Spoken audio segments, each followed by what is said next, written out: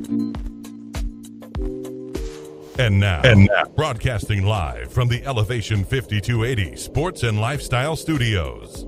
This is On the Mark when on the mic with Mark Saxton. First and foremost, obviously watching this now, being a 90s kid, I might be a little biased, but I loved how 90s this movie was. I loved seeing all the old computers and printers and phones, and that was funny to me in itself. I loved it. It was a great movie. And Michael Spillin. I mean, the Indiana Fever almost can't catch a break while they're still maintaining kind of good basketball on the floor. They just can't catch a break when it comes to the injury bug. They say Caitlin Clark is making progress, still not even like full participant at practice with the groin injury. Honestly, with 14 games left, why even push it? You might as well just sit the rest of the 14 games and get her ready for the playoffs.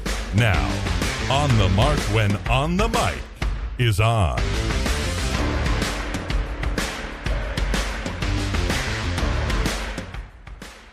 And welcome into Elevation 5280 Sports and Lifestyle. Yes, we keep switching up days on you as we are with you on this Monday evening.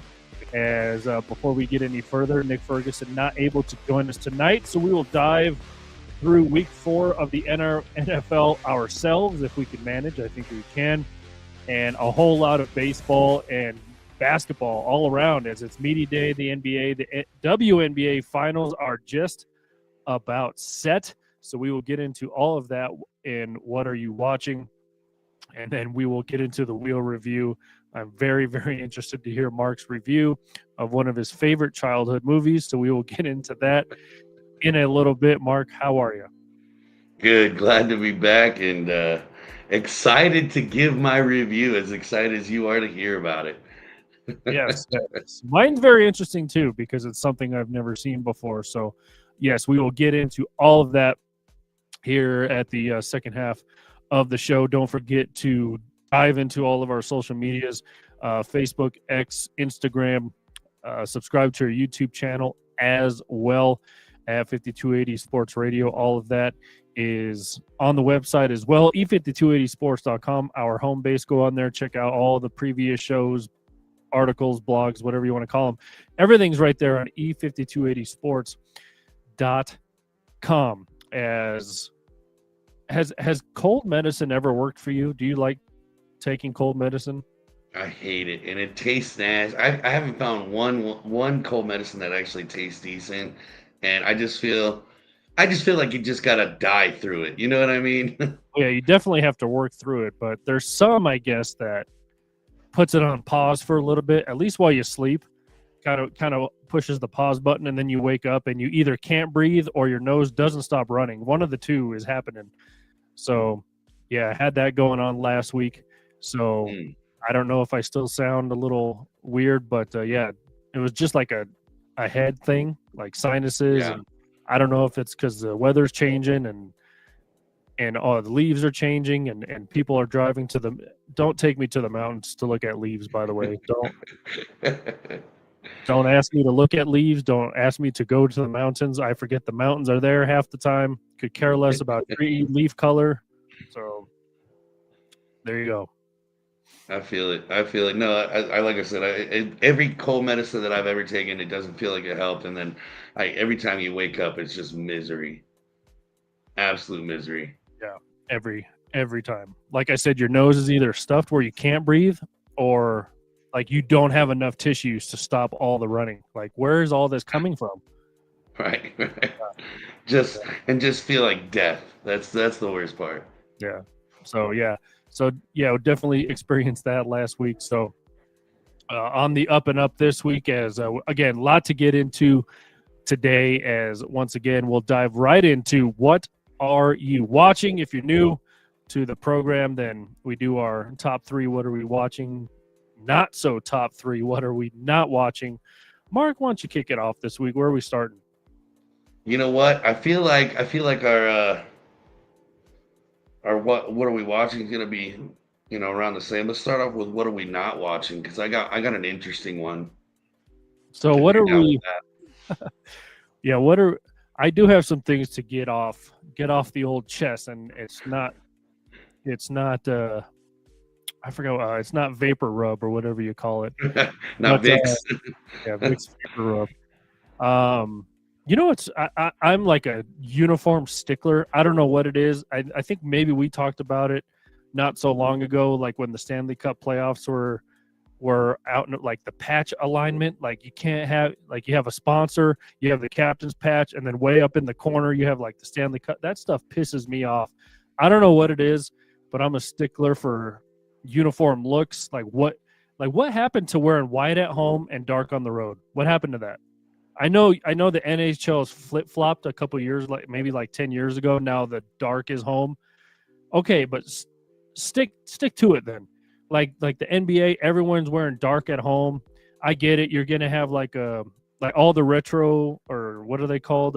City edition, whatever they are called nowadays. They're all like dark now. Like the Timberwolves Connects, yeah. like the Timberwolves are re-releasing the old school like tree logo. With you think of Kevin Garnett when you think of those jerseys, and even the Nuggets are going back to the black skyline, which they're gonna wear at home, which I guess is fine because it's a special type of uniform. But what? Same, I guess, with the Indiana Fever and the WNBA playoffs. They're wearing the Stranger Things jerseys at home, which is cool because that's when they call the field house the Upside Down. And we'll get a lot into Stranger Things here in a month, but what, like your normal uniforms? Baseball doesn't do it as much, but what is with wearing dark at home? And I get the home team has the choice, right? So why are they? And football, I guess, when it's hot out, a lot of teams are wearing the white ones but no, white is for home and dark is for road. Yeah, and here's the thing too, like in football, because I feel like they kind of went opposite too, where white was on the road and dark was at home. I completely agree with you. Where if that's how you're gonna do it, stick with that way, and because like nothing and nothing pisses me off more than when you are expecting a certain jersey because they are at home and they come out in some nonsense because for whatever reason it doesn't make sense to me. But yeah, no, I completely agree. I don't like them messing with my jerseys. It's pissing me off, and everyone's doing it now, and everyone's switching up, and no one's consistent. And again, call me a jersey snob or whatever you want to call it, but yeah, be consistent. Jeez, like you said, everyone's maybe everyone's probably gonna wear their white jersey, and I know. I mean, it's gotten so almost bad, I guess bad for lack of a better term, that they have to come out with a jersey schedule so you know what they're going to wear. Right. And see, like, wasn't it back in the day, like, especially in baseball, like the starting pitcher got to pick what they wore that night, in a sense, because I guess it was before of this plethora of invented jerseys and colors. But like, that's something I could have put up with over the slew of jerseys that we have now. Yeah, and I like, having that alternate jersey or having that, whatever you want to call it, city edition or whatever it is nowadays. That's cool to have a couple nights so you get to wear the classics, or, everyone loves the Tampa Bay wore their, and they didn't even wear the orange creamsicle. They wore the white with a little bit of creamsicle at home. Like, everyone loves the creamsicle so much, but you had to wear the white one that barely has any of that orange color. It barely shows it off. Stupid. Yeah, so that's... Yeah, not a fan. Yeah, I had to get off that. I'm trying to... I mean, I'll watch it but I don't want to watch it because it's so inconsistent. It drives me crazy. I get that. What do you got? So for me, going to the Ryder Cup in golf, I absolutely loved how the fans and the players in both were jarring at each other, trying to get at each other's skin, underneath each other's skin, and just getting at each other all weekend long. I love that. I hate how Tom Watson came out and said he's embarrassed by the American fans for how they treated the players. I disagree wholeheartedly. In my opinion, that kind of behavior from both sides, the players and the fans, is going to create way more viewers, and it's going to make this event way more fun moving forward. And Europe having gotten the best of the United States over the weekend, they took their jabs. They were covering names with their flag. They were, covering not only names with their flag, but they were making jokes back and forth, which all's fair in love and war, and I love it. Obviously, rooting for Team USA all the way, but hey, you win and you win by that big of a margin. You have the right to run your mouth. And like I said, I don't understand why everybody got so sensitive over the Ryder Cup and how people should act and what they should say and shouldn't say. I love that Rory was telling people to F off. I love that Rory was telling people to shut the F up. I think that was fantastic. And I think it's great for the sport of golf. So this nonsense of the sensitivity of being ashamed of our fans, I think is ridiculous. Yeah, sounds like it. I wasn't able to catch much of it, if at all. But is it over? Like, who ended up winning?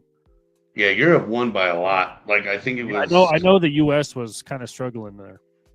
Yeah, day 1 and 2, it was pretty bad for a couple of the guys, but Europe ended up winning, and they got the last laugh. Rory got the last laugh. He covered Bryson DeChambeau's name with the Europe flag. So it is what it is. Yeah. I mean, I heard that the U.S. was sort of struggling, and everyone was kind of not really necessarily talking crap about what's going on, but so there you go, the Ryder Cup. Yeah, rare golf appearance on What Are You Watching here? Sort of. This is reaching. Sort of keeping it in the golf arena, but not really.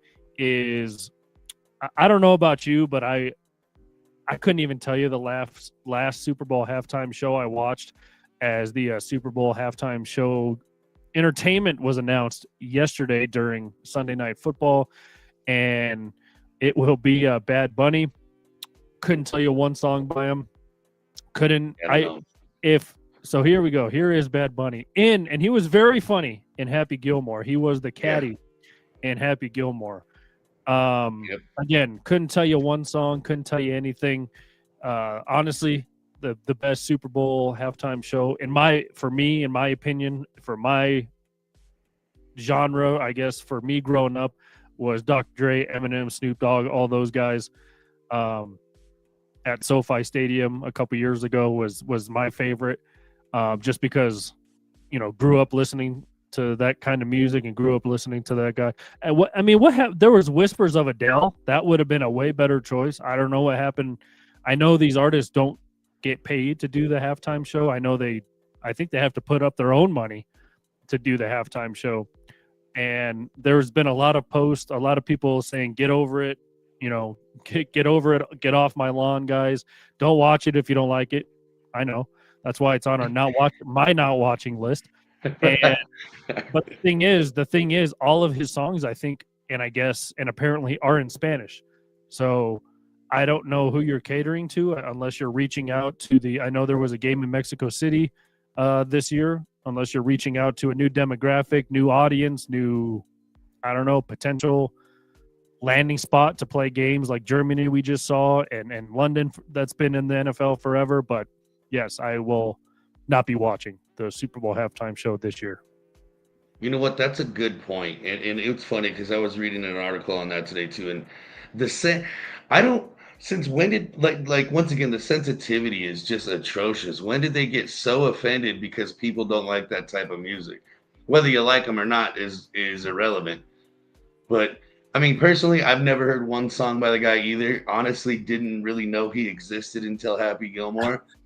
And no disrespect. Like I said, I never heard the guy, but my favorite one ever was Bruno Mars when he went crazy on the drums. My second favorite was obviously Dr. Dre, Eminem, Snoop, and everybody. But I don't know. It astonishes me how people can just be offended over someone's opinion because they don't want to watch a certain halftime show. It doesn't make sense to me. It does not compute.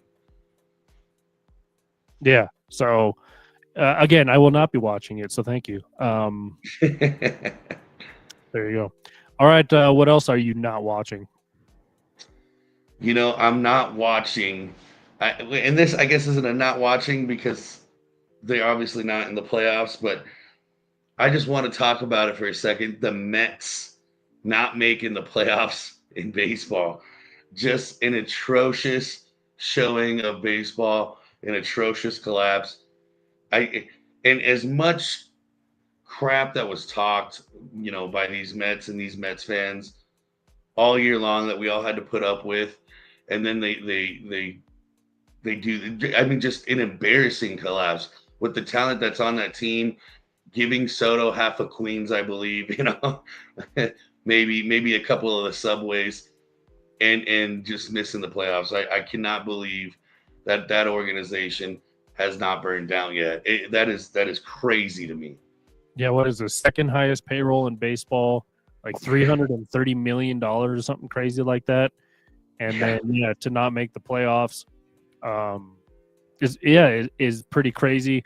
We'll get into baseball here in a second, but yeah, the playoff picture is set. We'll get into that. But yeah, sucks to have that many. By the way, this is my idea. I'm just throwing this out there. I think once you're mathematically eliminated from playoff contention in Major League Baseball, you should not have to play the rest of the regular season. Not only, I mean, Rockies could have had 3 months off by now. I mean, not only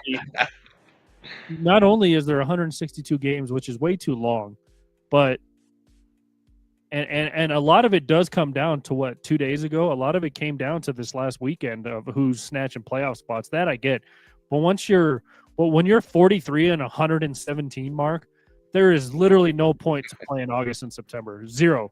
There's no point. You're not coming back from that. I mean, you're not. I mean, I guess it is fun to see teams play spoilers, but it's stupid. It is dumb, and I don't know. I think you eliminate a lot of the crap that people maybe don't like about the game either. You just eliminate all that. Again, crap teams. You're done. You're done in August. See you next year. Well, and I can't imagine how painful it was, especially for like a team like the Rockies or the A's, coming in there, or I guess the Marlins had to play the Mets to play spoiler, but you got those teams, like, especially if they have to play each other the last like 2 or 3 series of the season, it's like this doesn't affect anybody. Like, that's terrible. Yeah, stupid, so dumb. Well, on my not watching is my last one, I guess, is the stupid fans. I don't know what it is. Obviously watching the WNBA playoffs, obviously wearing an Indiana Fever hat. I've worn jerseys here in the past. Now people are getting upset at what people are doing on the bench. Like, do you really have nothing else better to do? I guess Sophie Cunningham, she did like an obscene gesture to one of the players on Vegas. I guess she meant to do like the blocking foul, but it looked like, when you're in middle school going up to guys like this, yeah,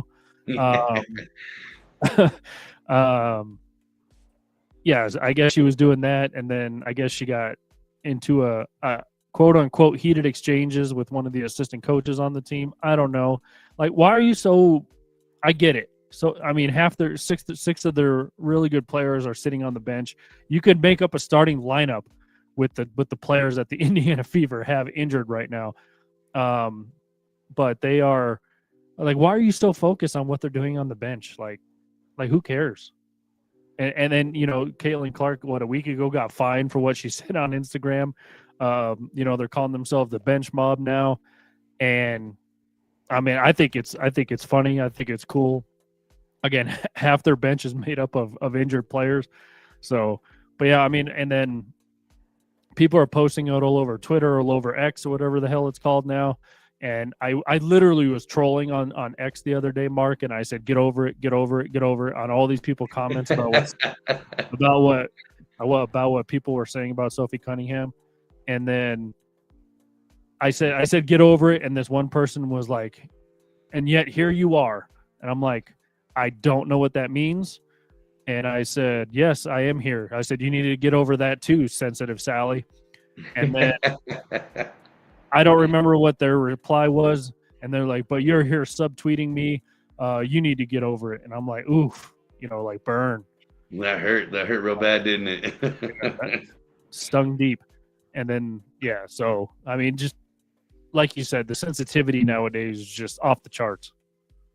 Yeah, and it's like I guess maybe we're looking at it in a wrong way, because maybe it's a blessing that this country has so much time on its hands that they have to overanalyze every little move of somebody that they may like or don't like, to the point where they will find something new to be offended by. And like I said, it's crazy to me how, like, what do you have going on in your life to let that affect you so much that you have to post about it on the internet? I personally, I don't think not once in my life have I posted of being offended of somebody on TV doing something. Not even once, I don't think. Yeah. Yeah, and then I finished saying, by the way, she would run you out of the gym. Good day, Sally. So I like it. All right, what is on your last not watching? That was actually all I had. I'm good to move it towards the what we are watching. All right, what are you watching?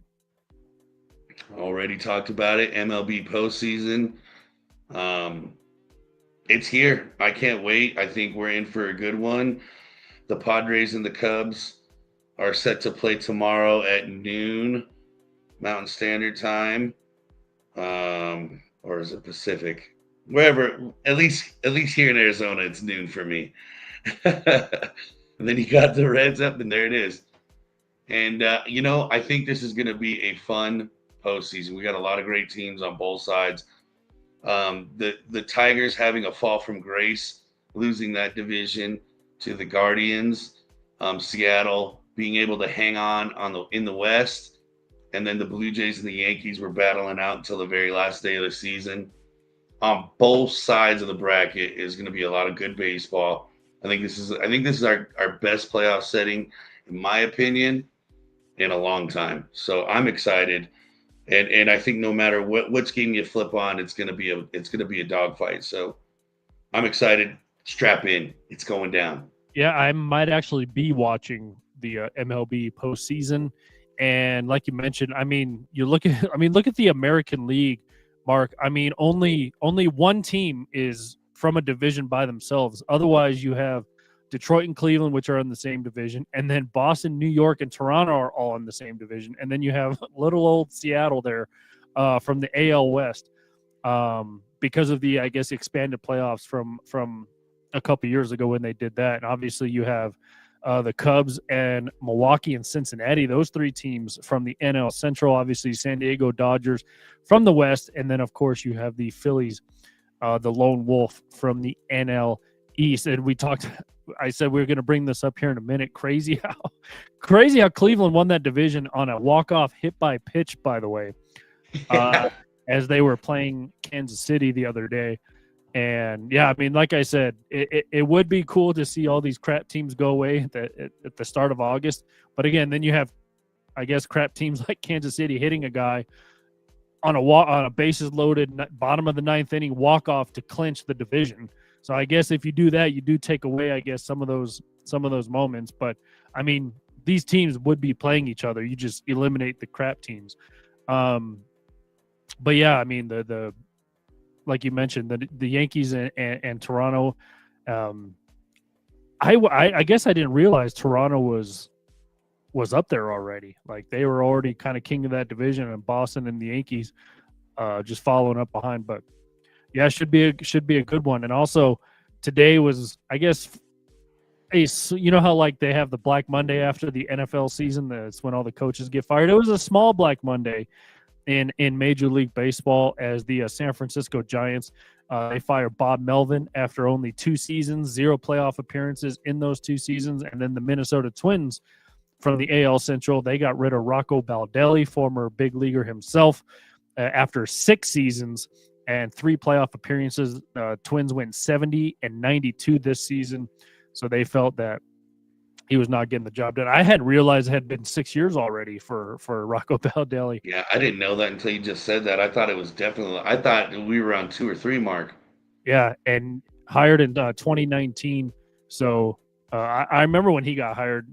I didn't realize it was that long ago, but I do remember when he got hired. Everyone was kind of scrutinizing the hire because it just felt, well, it went along the lines of, you know, another big leaguer, former big leaguer, being a manager. You know, there's some exceptions, I guess, like Aaron Boone, guys like that. Gabe Kapler for a couple seasons. I mean, Walt Weiss tried it for a few seasons, and I mean, you look at, oh my God, I can't remember his name now. The Cubs manager, he was the Diamondbacks manager. He used to play for Craig Counsell. Things have worked out for him too as a manager, but yeah, a little Black Monday in Major League Baseball. Yeah, I was expecting a lot more firings, I guess, just because there was a lot of teams that just underperformed, in my opinion. But yeah, not as bad as I anticipated whatsoever. Yeah, I mean, we're hoping that the Rockies just have open auditions at this point for every position, every coaching position, front office, you name it. GM all the way down, huh? Owners all the way down. I like it. Yeah. All right. I guess that was kind of mine as well. But yeah, obviously it is the WNBA playoffs. One team is in. That'll be the Phoenix Mercury, upsetting the number 1 seed all season long, the Minnesota Lynx. And I mean, Phoenix 2 games ago had to, I think they were down 23 or something. It was the largest comeback in WNBA playoff history, what Phoenix Mercury did. And then they tied it, went to overtime and won game 3, and then down 13 heading into the fourth quarter yesterday in game 4, and came back and won at home. I always like when teams like clinch or win a playoff series or win a championship at home. It's always cool to see. But obviously the Minnesota Lynx were down a couple of key personnel, excuse me, as head coach Cheryl Reeve was suspended for this game for her antics. Man, that was funny. But she was suspended. She had to watch the game from the hotel room, wasn't even allowed in the arena apparently. And I wonder if she like wore a disguise and like snuck in the arena. That would have been funny. And then who did that? That was the Mets manager that did that, right? He got the big mustache, the glasses. Collins, was that his name? I can't remember. Anyways, yeah, and then obviously without MVP candidate Nafisa Collier, don't know if you saw the play in Game 3. I mean, it almost looked her leg snapped in half. Alyssa Thomas was coming for the steal. Everyone's saying it's a very controversial play, but I don't really know. I don't really know how you look at it, and I'm gonna do the old. I'm gonna share it here, and maybe we can get a look here. One of the best players in the league shot 0 free throws, 0, and she had 5 fouls, 0 free throws. Got her shoulder pulled out, and finished the game with her leg being taken out, and probably has a fracture. And so if this is what our league wants. Okay. But I want to call for a change of leadership at the league level when it comes to officiating. It's bad for the game.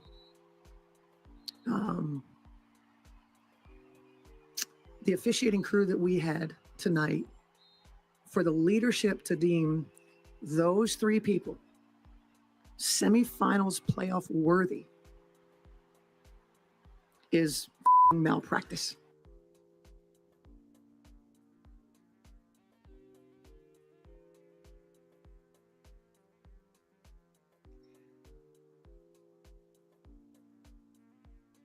Did it show her running into her leg? Yeah, it showed, but see, it was from that angle that they showed it. It looked like it was all ball. It was all ball. She got the steal first, and then yeah, they kind of collided. It was really incidental contact, but everyone's saying no. Alyssa Thomas cut her off. Didn't give her, what is the term everyone's using in basketball now? Freedom of movement or something like that. You're cutting off her. you're cutting off her freedom of movement, which as a defender, I thought that's what you were supposed to do, but Right. you're not supposed to give them any movement Can't give or any any space. or any freedom. But I mean, Right. I get it. When you're shooting, you got to allow a landing space because even bad injuries can happen there. But yeah, I mean, her storming on the court and literally about to punch this dude, the referee, was super funny. She yelled "F you" to a couple fans on her way out. It was funny, but yeah, she was suspended. So you don't have your 16-year coach who's won 4 championships, countless gold medals as Team USA's coach as well, and then you're missing Defensive Player of the Year MVP candidate Nafisa Collier. Minnesota hung tough, but Phoenix was just too much for him yesterday. So Phoenix into the finals, waiting for the winner of. I mean, this has been a classic series between the Indiana Fever and Las Vegas Aces. Again, a lot of sportsmanship and like press conferences and interviews and stuff like that. And by sportsmanship, I mean subtle shots taken.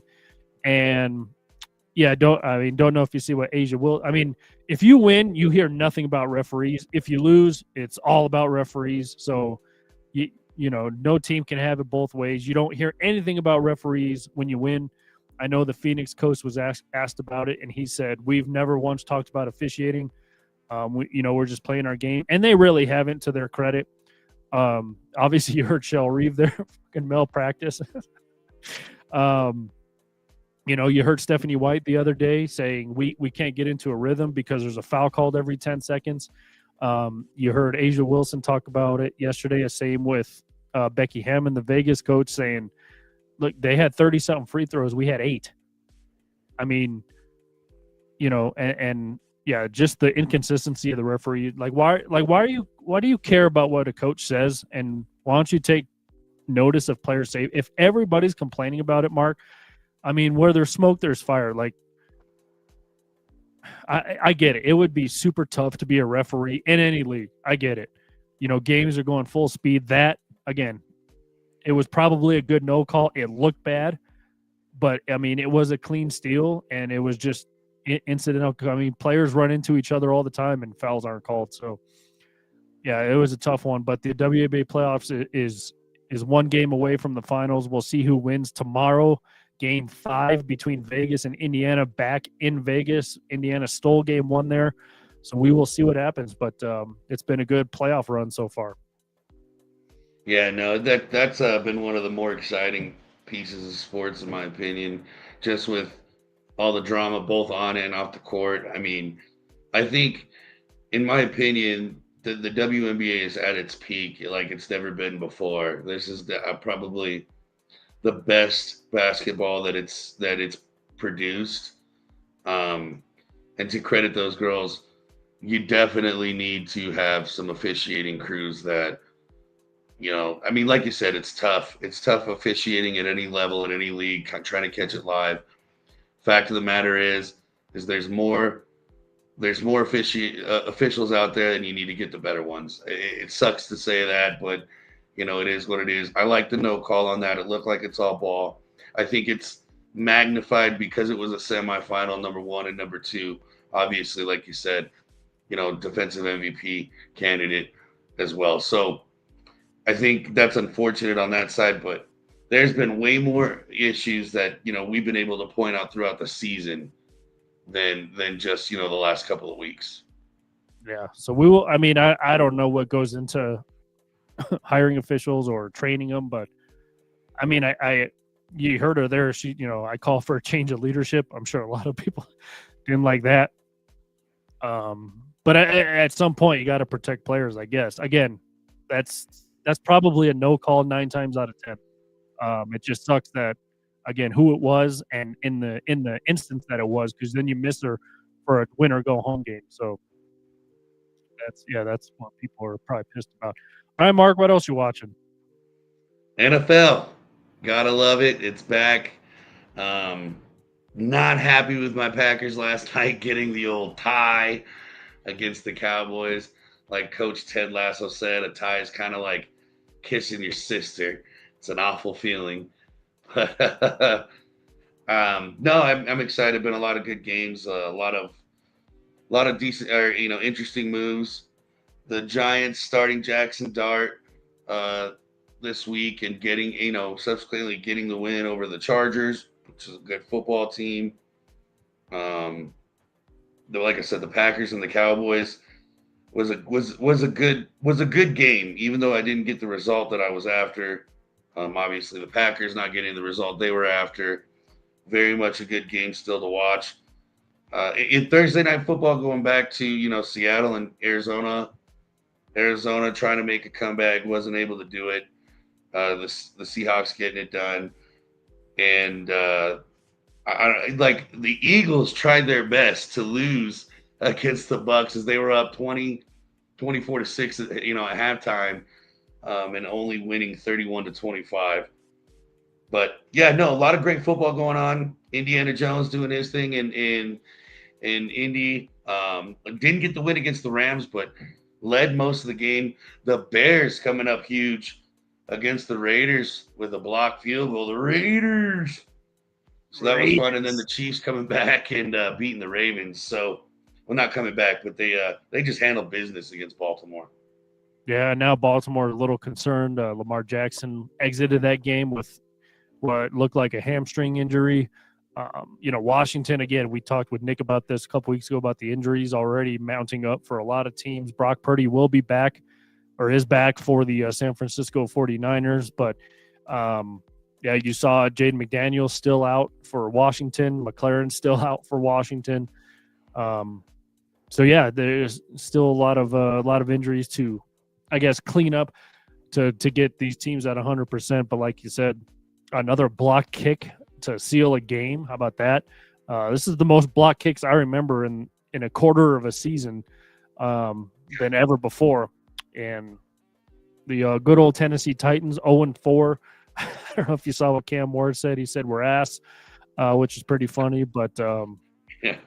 And then 2 Monday night games. I'm still not used to or privy to the 2 back-to-back Monday night games. But obviously, our hometown team, the Denver Broncos, hosting the Joe Burrow-less Cincinnati Bengals. So they need to get a win after 2 walk-off field goals to lose games in the past 2 weeks for the Denver Broncos. So they need to get something going. And I'm actually speaking of uniforms. I don't know if you saw what Miami's wearing right now, but they are pretty dope uniforms. I like them. Are they? I didn't get to see it.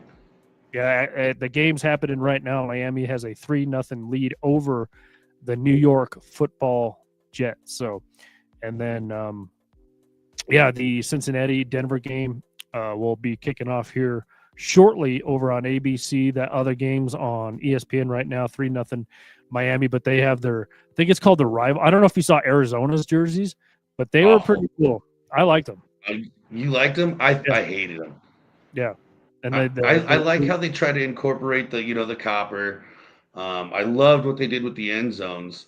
Yeah, the field looked pretty cool too. Yeah, I feel like they missed the boat on the uniform. It looked like somebody took a paintbrush and just went like this with the uniforms. Hey, sometimes that's all you have to do. Not unless, and the only one that could do that properly was Bob Ross. All right. Yeah. When they can't, and then Seattle has and Buffalo, I think, wore theirs. It's like it looked like a bunch of snow or something. I don't know if they've worn them yet. Seattle has one coming out, and I was looking. I was like, why don't all the teams have them? And I guess they're just releasing some at a time. So, but Miami's is pretty cool. Yeah, and then speaking of going back to the block kicks. Last night, the Packers had a blocked extra point that the Cowboys ran back for 2. Now, I'm just throwing this out there. You make that field goal, and that's 2 less points that the Cowboys have, all right? which is pretty damn important when you talk about coming down to a tie. Yeah, no more ties, by the way. You spend 4 hours watching that game to end in a tie. Worst thing ever. By the way, here's what Miami's wearing right now. Oh, those are clean. I like that. Yeah, I like them too. There you go. I like that matte finish on the helmet as well. That's clean. Yeah, so rivalry jerseys again. they have to think of some kind of jersey. Every year it's something different. So there you go. So 2 Monday night. Do you like these two Monday night games, by the way? At first I did not like the idea at all. But it's growing on me. I'm not gonna lie to you. It's growing on me. I'm actually enjoying watching. I get home from work, putting on one while I'm eating dinner, watching the other one. Just it's actually delightful. Well, there you go. Mark likes it. What about you? What do you think? I don't know. Like I said, I'm still kind of not used to it. It's weird when one of your teams plays because I'm always stressing out. Like, did I miss it? I never know what times things are. So yeah. And it's not, and it's starting this week, right? I mean, there hasn't been two until this week, which again, No, last week. Was there? Yeah. See, I'm all screwed up. No, By the way, go ahead. Oh, by the way, you're welcome for gift wrapping you a fantasy football win. I told you, I lost by like 40 points again. This is just bad. I'm down already this week as well, and I don't know what to do, Mark. Again, Jalen Hurts, 2 touchdowns, only 19 points. Derrick Henry didn't do crap against the Kansas City Chiefs. Pacheco finally scored a touchdown. Still not enough. Unless I get 60 points between T. Higgins and I had to put Ingram back in there, tight end. I put Higbee in last week, Mark. Did nothing. 0 points. Didn't have a catch. That's and rough. I think Matt Stafford kind of likes him in like goal line situations. 0 catches. So that's cute. And then I have the Broncos defense tonight too. So without Joe Burrow, they might have a chance to get me some points. But other than that, I mean, whoever Chris's competitive team who I'm playing, has 0 players left. So again, we talk about fantasy on this show because it's a network league and there's a lot of people who listen who are in that league. So it is relevant. I know you don't care about our fantasy teams, but I gift wrapped Mark a win last week. And so he's 3-0. I'm 0-3. So that's neat. Yeah, well, my undefeated streak is ready to come to an end. The Washington Commanders made a late change to the roster and did not start Terry McLaurin, and I did not catch it before game time, so I got a good 0 points there. Hey, it's better than having somebody not hurt and still get 0. That's true. That's very true. But right now I got J.K. Dobbins is who I got left. The guy that I'm playing, Zanker Spankers. He's got Sutton and Chase Brown. So it's going to be tough. I'm losing 103-93. What was it? I'm losing 103-93. And you got no one going? I got J.K. Dobbins tonight, but he's got Sutton and he's got Brown playing tonight. Well, yeah. So I think my undefeated streak is over. I mean, Dobbin needs like maybe a 4 touchdown night he needs an Ashton Genty type game to maybe get you in there. 4 touchdowns. Right. I just need Sutton to not catch the ball ever. Yeah, I mean, with the season Bo Nix is kind of going, you might have a shot there, but I'm just crossing my fingers that Ingram gets like a catch. Yeah, they need to target their tight end, man. I thought he was gonna have a way bigger impact on that team. Yeah, but we will see. Again, I need like 30 points to even come close to winning. So yeah, that's that. Anything else you're watching that you want to get out there? That covers. Well, I mean, college football, obviously. LSU dropping a big one to Ole Miss, so that one hurts. My son is a huge Texas A&M fan. I don't know why. One day he just picked it up and he's a diehard fan. So I'm getting bullied by a 10-year-old right now in my house because his team is still undefeated and my team got punked. Yeah. Love that. Gotta love that. Well, that has been What Are You Watching? As we shift our focus now to the second half of our program, which we'll spin the wheel review here in a few minutes. We'll recap and review what our watching assignments were for last week. I know Mark's dying to tell you to watch this movie from 30 years ago, but so yeah, Mark was assigned to watch Air Bud, the first one, the basketball movie. But if he gets Air Bud again today, he has to watch Air Bud Golden Receiver, which is the football one, because it is a franchise, by the way. And then I had to watch just the pilot of Arrested Development, Mark. But I will throw out there that I'm on like episode 8 of season 1. So we'll get into these reviews right now. Mark, why don't you tell us about your favorite childhood? I mean, basically, I mean, you just lived on this movie. Right. Yeah. Honestly, it wasn't. I will say this. I guess I went in there expecting way too little. It wasn't as bad as I thought it was gonna be, but there was a few cringe areas where I was just like, boy, the old '90s, man, it slaps you right in the face, doesn't it? But it starts off with our boy. See, I already forgot his name, but he I believe has his father. I believe died, so he, his mom, and his baby sister all moved to Fairfield, Washington, and he's just depressed, not really finding his way. His mom's trying to get him into different things, different activities. Um, while on the other hand, we have the antagonist, the clown, and he is just failing, and he's kind of a jerk. Like, looking back, I kind of always felt bad for the clown, thinking he got chipped, but he had it coming. He had it coming, and he very much got what he deserved.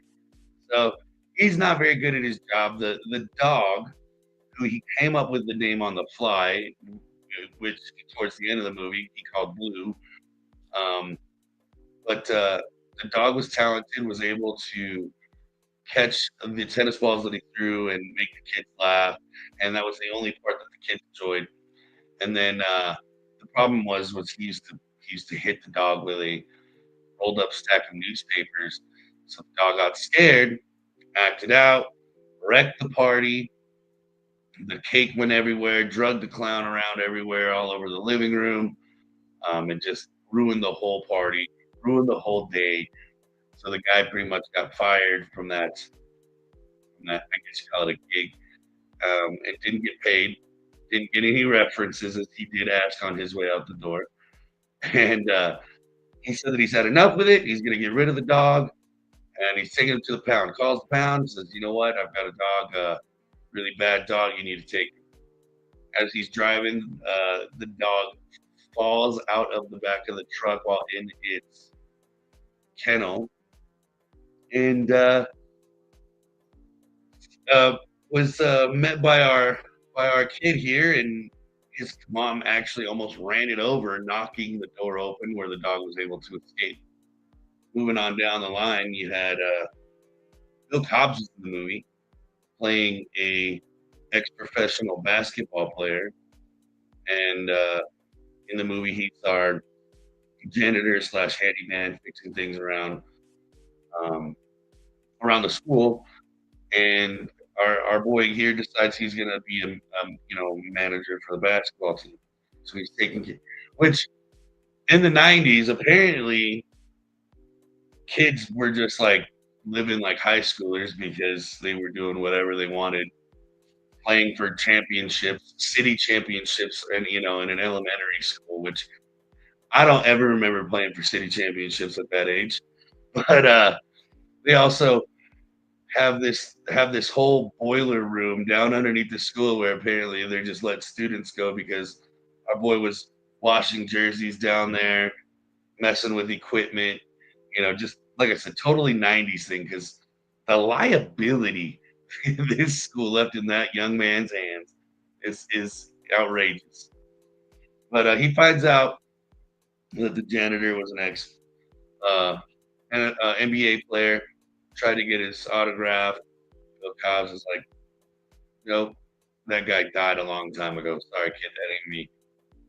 Um, as they start moving along, there's a couple of players that moved away. So the basketball coach opened up tryouts. Lo and behold, our boy makes the team. Um, their star player was a jerk. Obviously, once again, because it's the '90s movie, he had the hair right. He had the golden locks, and then he had the dad who thinks he's going to go pro, even though they're in elementary still, and he's always got to have the ball. And the game plan was pass him the ball. So for whatever reason, the kid with the bowl cut, always got to have a bowl cut kid in the '90s movies, but the kid with the bowl cut jumped onto the court while I guess Scottie Pippen was playing, and Scottie Pippen dropped an orange peel, so he kept that for himself. So he gave it to our boy for good luck. Didn't he always put it in his sock? Right, as a friendly gesture. His name is Josh, by the way. Josh, thank you. So Josh attempts to take the game-winning shot, misses, and then the coach's kid was the bowl cut kid. He's in there just pounding his kid with a basketball, saying, "You better learn how to catch," because he had a couple of drop passes. The principal finds out, fires him. Josh gets tight with Buddy now at this point, which is the dog's name. Convinces old mom to keep him, and then lo and behold, a few games into the season, we find out that Buddy can play basketball, and he is sinking shots. And you have to toss it to him first, obviously. No thumbs, so. But he is a walking bucket. Yeah. So now he's our halftime attraction, and since the other coach got fired, Bill Cobb's character steps in, takes over the coaching team. The star player kid gets mad because he's no longer seeing the ball as much. So the dad takes him, moves him to a rival school in Washington. And then Josh emerges as the new guy because everybody found out he could ball. So after that, they go to the postseason, win in the postseason. Then comes back the clown, as he wants his dog because now Air Bud's a big deal because he's this halftime attraction that everybody loves. He comes by with papers saying, "This is mine." Takes the dog, which that's another crazy thing to me. Like I said, the '90s. He just shows up and said, "No, the dog's mine," and just like takes him.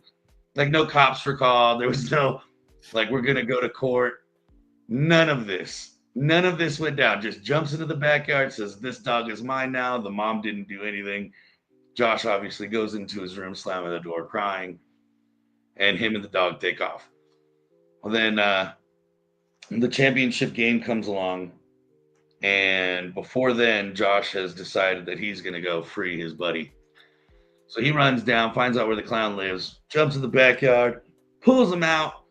They run. Apparently, in the '90s as well, when you're 10 years old, you can hop on a water taxi by yourself. as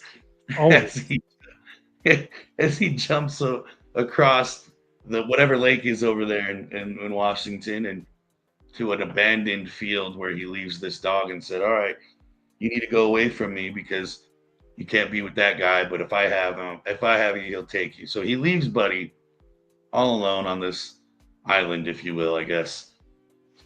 Catches the water taxi back once again, completely solo dolo. Our boy Josh is about that life, apparently.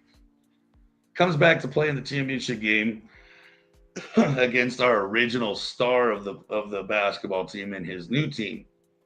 As they get set to play, they there's a couple words exchanged between the old teammates saying that, I think he was like, "You suck, you're gonna miss everything." They get to the fourth quarter. One kid fouls out, another kid. Oh, and that was the other crazy thing. They're mouthing off to the ref like they're grown men, by the way.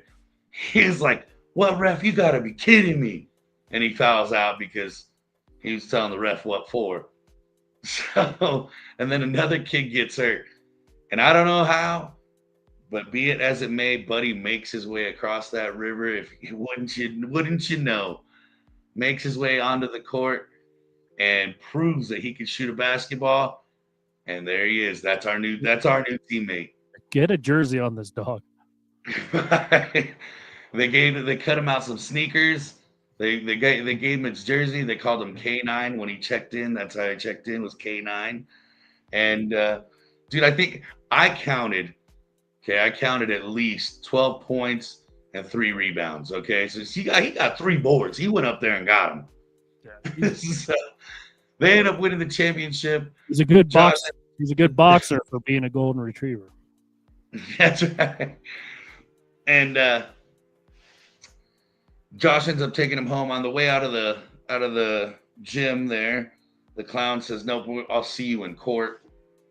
So they have this is the very end of the movie now. They have a court hearing just to see whose dog it is, and they're arguing back and forth, and they're saying, well, this one, he's my dog. No, he's my dog. Bill Cobbs comes in, kind of a hero. And the judge recognizes him from being the old Knicks player that he was. And he says, "You know what? Let the dog decide." So you have Josh on this side. We don't need paperwork. We don't need – let the dog choose. Yep. And, just a wonderful showing of the American justice system is we let a golden retriever take over anything that is legally binding.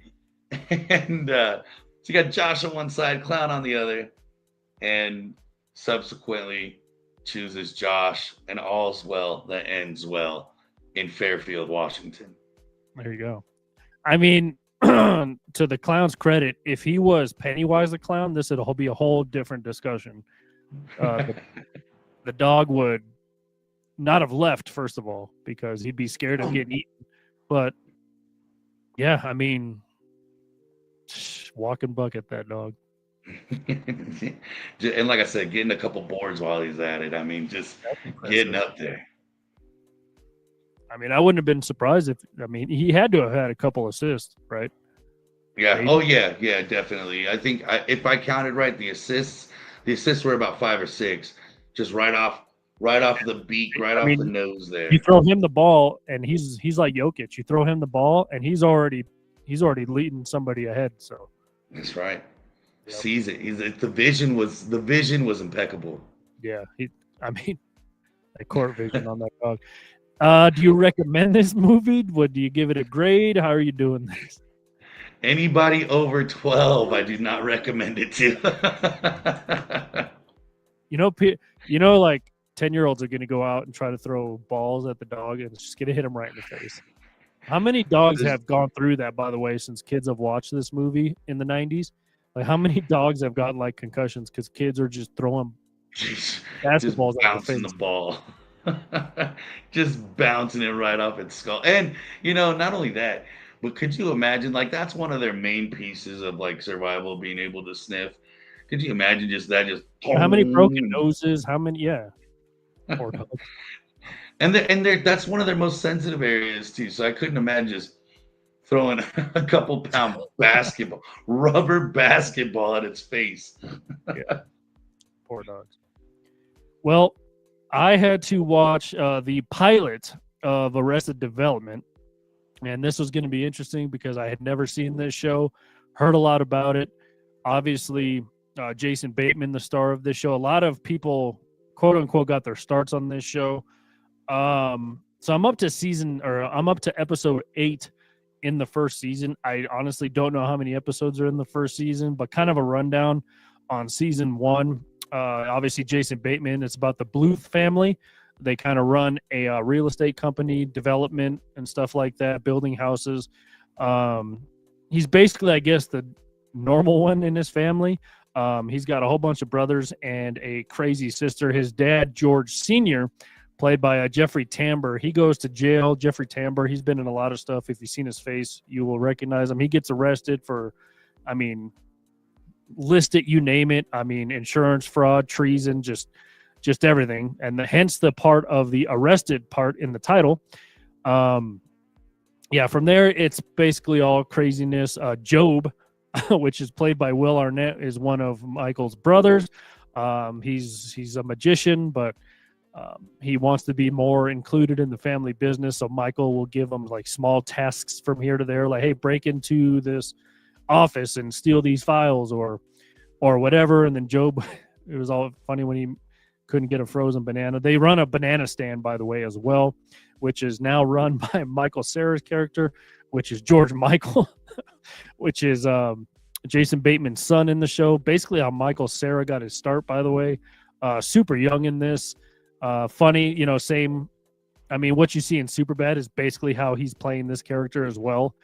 And super funny. He has the hots for his cousin ever since they hung out and kissed one time. To get, basically, he wants to do everything that she wants to do because she wants to be like the rebel to her parents and do the opposite of what they say. And although he doesn't agree with a lot of it, he knows he might get a chance like to hang out with her or kiss her again. It's really creepy, but funny at the same time. And they are like first cousins, so we're not like talking down south. Married twice removed. So Job, he's failing as a magician, and then he puts on this scheme. This isn't, I don't think, the first episode. He gets thrown in prison, and then for a publicity stunt, he said, I can break out, and then he doesn't break out. But then he gets shivved or shanked in the prison yard, and then he goes to jail, and then he finds out he's out of prison, and then he just says, ta-da, I'm out of prison now. But he does have a really attractive like Latino wife who Michael now has the hots for. And he's trying to learn Spanish to kind of, impress her. And he takes her to an award show and comforts her when she didn't win like an award because she's like in a Latina like daytime soap opera, and she was up for an award but she didn't win. And then Tobias, who's played by David Cross, is Michael's brother-in-law. You've seen him. If you saw his picture, he's in a bunch of different stuff. He's a wannabe actor. He used to be a doctor, gave that up. And then his sister, whose name is Lindsay, she's more worried about money. They've been taking money from the company for a while now, and that's basically how this Michael's trying to get the family business back on track. But I mean, it's really different from kind of the, I guess, sitcoms or whatever you want to call this style of episodes or show or whatever. I'm not really fond, Mark, of the narration. And then I found out it was Ron Howard. I'm like, holy crap, who's one of the executive producers on the show, along with Larry David, by the way. And I mean, you just have a just legends of the game, basically, who are on this show, who are creating this show. And so, I mean, it keeps my interest. It keeps my interest peaked a little bit. So hence why I'm on episode 8 of the show now. But there's funny parts. Obviously it's dry humor. There's no laugh track or no audience, kind of like Office style. So a lot of people don't like The Office for the same reason, because everyone says there's no laugh. Like, I don't know when to laugh. Like, well, you laugh when something's funny, idiot. Like, what are you talking about? Right, exactly. But it's kind of the same, really super dry humor. I mean, I think I laughed out, LOL'd at a couple spots, but I'll probably continue watching it though. Yeah, I see, and I really love that show, and I thought it was great. I thought it was funny. It got the right amount of funny, a decent amount of, I guess, not drama, if you will, but what's going to happen next because of what they created. What do you think of that family dynamic, not just between Michael Cera and his cousin, but what do you think of the family dynamic? Because that was one of my favorite things about that show. Yeah, and then the youngest brother, I forgot his name. Buster, yeah. He's super funny. Yeah, they're all funny. I mean, you kind of obviously you follow Michael around the most, obviously Jason Bateman's character, and you were like, oh, one of his siblings are going to do something right, and then they either forget about it or do something stupid, and you're like, God, like it almost upsets you watching it because you want them to do the right thing, and then they totally like squirrel and then go off and do something stupid. So yeah, it was funny how they were driving like the truck that had the stairs attached to it for like loading a plane. That was funny, but no, it's super funny. The mom is funny. Yeah, the dad's trying to run basically the family business from jail, and yeah, it's been funny. Again, a little, I don't know if slow is the right word, but I'm still trying to get used to this style. I say the dry humor is like The Office, but it's definitely not like The Office. It's shot in a way different way. The style is I don't know what you call the style besides it is dry humor, but yeah, we'll see how the first season ends. I like it. So you recommend you're going to keep watching after the first season, you think? Yeah, probably. I mean, not only that, I've never seen it before. It gives me something new to watch, and yeah, so hopefully it keeps getting better. Heck yeah, I like it. Like I said, that was one of my favorite shows. I did not like the very last season, but up to that point it was fantastic, in my opinion. There you go. All right, let's spin the reel review so we can get out of here and put on some Monday Night Football as we get ready to spin the wheel review. I don't know who spun last week. We can never remember who spins the week before. Yeah. But, go ahead, Mark. Let me know when you're ready. Let's get at it.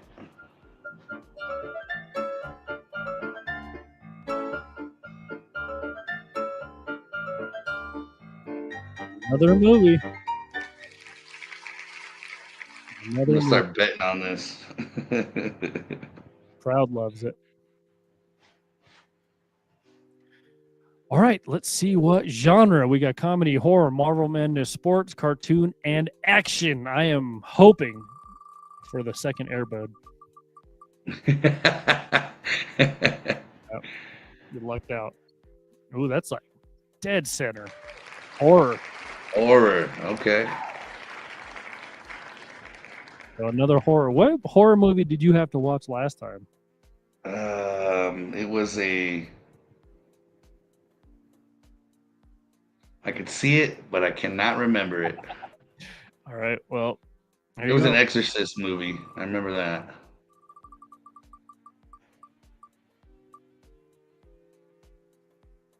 Old school right there. Older guys. Uh-oh. Hey, we're entering spooky season, so. Hey, it's perfect timing. I don't think I've seen this since I was a kid, and it first scared the hell out of me. Yeah. You had to watch Air Bud right after this to get the horrors out. All right, let's see.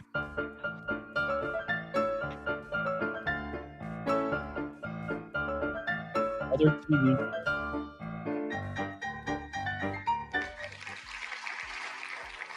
You know, this thing I'm beginning to think is rigged, man. I never get the TV shows. Guys, you should be booing that choice.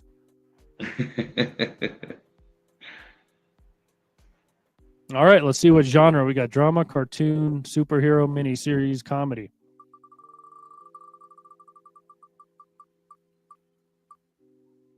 Drama. Oh, that's different at least. I haven't seen this one yet, I don't think. I don't know. Hopefully there's stuff in the folder.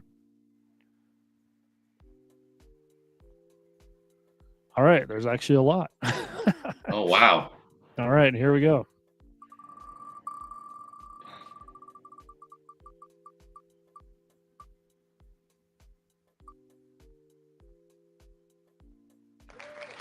Orange is the New Black. I don't know if I consider that drama as much as maybe a comedy, but all right. I don't know who put this wheel together.